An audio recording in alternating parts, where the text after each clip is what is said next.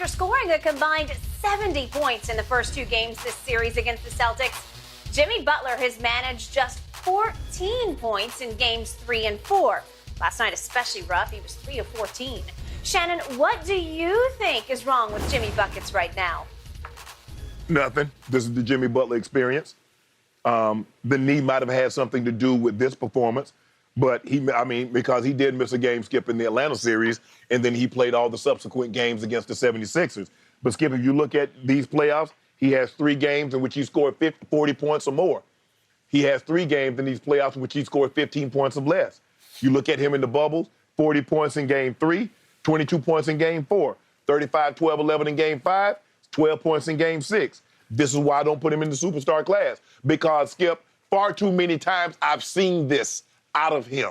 And the superstars don't have these ebbs and flows like Jimmy Butler seems to have on a consistent basis. So I just think this is the Jimmy Butler experience. This is what he is. This is who he is. Yes, he can give you those games where he lights you up and you says, Jimmy Butler should be alongside a Giannis, a KD, a LeBron, or Nikola Jokic, Joel Embiid. And then he'll go back and like, well, damn, I see why people don't talk about him in the same breath with the same consistency like they do these guys. So for me, maybe the last game, the game last night, Skip, maybe it had something to do with the knee, but we've seen far too many games, Skip.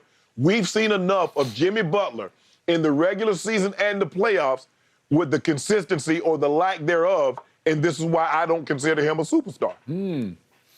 You know, you amused me about this because after games 1 and 2, I came right back hard at you and you said, you say that he's not a superstar, but he played like a superstar in games 1 and 2 because it's playoff Jimmy. You said, well, I never said he wasn't a superstar in the postseason, and now you are berating him and condemning him as not a superstar in the postseason because you have him on the run. You have him down and out. But Skip, let me ask you a question. How many times, Skip, his resume, Jimmy Butler's been in the league for 10 years. We've seen this. We've seen him in Chicago. We've seen him in Philly. We've seen him in Miami now. Far too many times, it's here and it's here. It's here and it's here. And the superstars ride here. Well, he rose there with 41 and 29 in the first 2 games in Miami. What did he do the last 2 games? Well, I'm not sure because I'm not sure what happened because I'm starting to wonder if it's really not just his knees. Did he have an incident, an altercation, some kind of blow up and beef? Because all of a sudden, playoff Jimmy became way off Jimmy in the last 2 games. And it was really weird that suddenly when they had a 15-point lead in game, 3 at Boston, that he wouldn't go in the second half. Or according to Spo, the doctors shut him down in the second half, and he looked just fine to me in the first half, and he did score 8 points in the first half in 20 minutes. But then he shows up last night and didn't show up because he was non-aggressive. He was tentative. 3 of 14. Yeah, 3 of 14, and half the time he would drive it into the lane because he can get into the lane on anybody, and all of a sudden he'd cease and desist and look for somebody out on the perimeter to kick it to. And I'd say, just go up strong. He shot no free throws last night, which would bode well for Game 5 back home because I think it's time for playoff Jimmy to finally make an appearance after 2 games in Boston. So are you suggesting, I need you to be on the record here, are you suggesting we'll have 12-point playoff Jimmy tomorrow night? No, I just think the thing is, Skip, is the thing that when we look at a superstar, we look at consistency. And you tell me Jimmy Butler has not given you consistency in the playoffs. Yes, he's given you great moments, but the consistency is what separates the superstars. Skip, I'm not saying the man need to average 40. There were games that Jordan had 19. But more times than not, he stayed in that 30%. The 30 points, or he went to 40. LeBron is 30, high 20s, 40. Kevin Durant, that's what we've seen. Skip, we've seen far too many of these games like this where he give you these extreme highs and then the extreme lows. Yeah, So- it's hard. It's hard for you to say Jimmy Butler is a superstar. Not hard for me. He's a playoff superstar. But so you're gonna give him a playoff? He got 3 games with 40. but he's also got 3 games with under 15 or less. All I care about right now is Game 5. I got playoff Jimmy in Game 5, and you don't because you have already pretty much predicted he'll be 12 point. You got 12-point Jimmy in Game 5. I got Jason Tatum. Yeah. I got Jason Tatum, the second best light-skinned guy in the NBA. Yeah. You don't have him. Okay. I got JB. You don't have him. I know you're watching, and if you are, please take to heart the fact that Shannon Sharp, a Pro Football Hall of Famer, just predicted you're going to score 12 points tomorrow night. I didn't predict it. No, that's not. Yes, you did. You said you've ridden the roller coaster and you're hitting bottom. Well, theoretically, Skip, if you look at it the last 2 games, if based on what you're saying about him, the last 2 games, he's been doing this. So it's time for him to come up out of that, right? That's what you're saying. That's what I'm saying. Are you saying he's going to have 40? It wouldn't shock me at all. So you want to bet it? Nope, I don't want to bet a nickel or a drop on it. Why not? I just believe that playoff Jimmy will do what is required to win the game. And I think we might even have Tyler Hero sighting in this game because I think it'll take all of our firepower to overcome the big green machine tomorrow night in South Beach. It doesn't matter. Tyler Hero, Guitar Hero, 7 reruns of Hogan's Hero. Yeah. Celtics in 6. Yeah. I got the Heat in 7. I feel real good about it. No, you don't. Yeah, I got you on the run. I got you on the run. You know you're on the run. I know you're on the run. Yeah. Because I got Jason Tatum, and you don't have him. Yeah, you're the one who's going to have the runs before this is over. Just watch.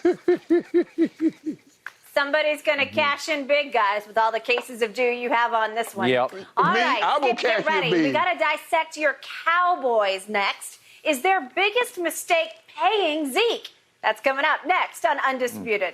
At home in Dallas tonight versus the Warriors. Now, that's despite Luka dropping 2 40-point games in this series already. So, given that, Shannon, if the Mavs do get swept, should Luka's stock drop? No, it absolutely will have no impact on his stock, none whatsoever, because some of the greatest of the greats have been swept. Michael Jordan got swept twice. LeBron got swept twice. Kobe got swept 3 times. Magic got swept twice in the finals. Bird got swept. Kareem got swept 3 times. Shaquille O'Neal has gotten swept 6 times. Now, I named by most people's Mount Rushmore, LeBron, Jordan, Magic, and Kareem. That's a lot of people's. Even if we throw Kobe, let's just throw Kobe in there, Skip, for the sake of argument. All those guys have gotten swept at least once. Remember to take that back. At least twice. Jordan twice, Bron twice, Kobe 3 times, Magic twice, Bird once, Kareem 3 times, Shaq 6. No impact. See, what we've done is that unless you win the title, see, Jordan got swept early. Jordan never lost in the finals, so it was okay. It's okay for Jordan to get swept as long as he don't lose in the finals. I'm like, what kind of logic is that? So you'd rather not get to the finals as opposed to get to the finals and lose? That's a flawed argument. But for Luka, Skip, a lot of times, LeBron getting swept, Jordan getting swept, they got swept by a better team. Everybody contends that the 86, 87 Celtics were just flat out better than the Chicago Bulls. When Magic got swept, I think he got swept by the Sixers in 83 with Moses Malone, and I think he got swept by the Pistons in 89. I think it's 89, if I'm not mistaken. They're just a better team. So, no, I don't think it's going to have an impact. Skip, if Luka was going out there averaging 7 points a game, it's like, damn, Luka, he cost him this. But he's giving you 34, basically 34, 8, and 8. So I don't really know what else you want him to do in that situation. But I don't believe Luka getting swept will have any impact on his legacy because the greats of the greats, 3, 4, 5 of the Mount Rushmore players, you said the most dominant player to ever lace them up, got swept 6 times. That's Shaq. Kareem, the all-time leading scorer, 6 MVPs, 10 finals, got swept 3 times. Jordan been swept, Magic has been swept, LeBron has been swept. It's not going to have an impact on Luka. I will give you this. It's not nearly as bad as the meltdown that LeBron suffered in his first finals with the Heat in 2011, games 4, 5, and 6. This ain't got nothing to do with LeBron. Okay, There you go. You just said, you know, he's he's rising and shining individually. So at least it's the opposite of that collapse when the chosen one became the frozen one for those last 3 games.